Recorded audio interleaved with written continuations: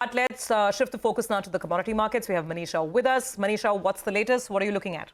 Well, I'm looking at the crude oil prices because this is one sector that has continued to gain into the markets there. If you look at the prices itself, we are looking at crude prices trading at a 3-month highs. Well, last year, the prices declined 3%. It was a second yearly decline for the crude oil prices. But when you look at this year and on a week-on-week basis, we've gained up by 2% for crude. And for this year, until now, we have already up by nearly 4% for the prices. Well, there are a few things that seem to be supporting crude oil prices at these current levels. One, it has underperformed, so there is some money allocation coming. Second, the U.S. crude inventories have continued to decline for a fourth straight week. So you are looking at tight global supplies, and that really seems to be supporting the markets. Well, escalating Western tensions that you are looking at on Russia and Iran is also yet another thing that is keeping prices higher.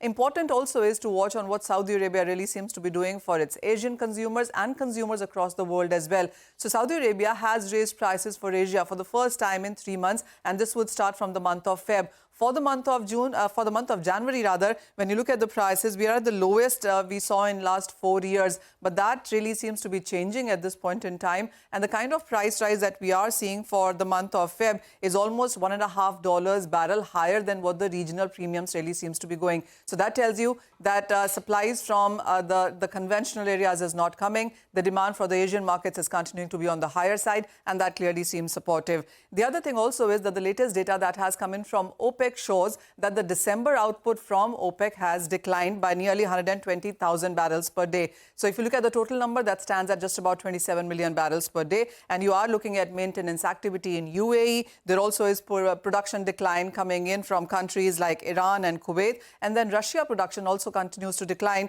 The December data shows that Russian output was at around 8.97 million barrels per day. So whether it is about inventories, demand, cold weather, it also has to do with sanction expectations. All of that seems to be supporting crude prices. Going forward, it is going to be about Fed meeting minutes that get released today. And then you have U.S. non-farm payroll data that comes in on Friday to give you further cues.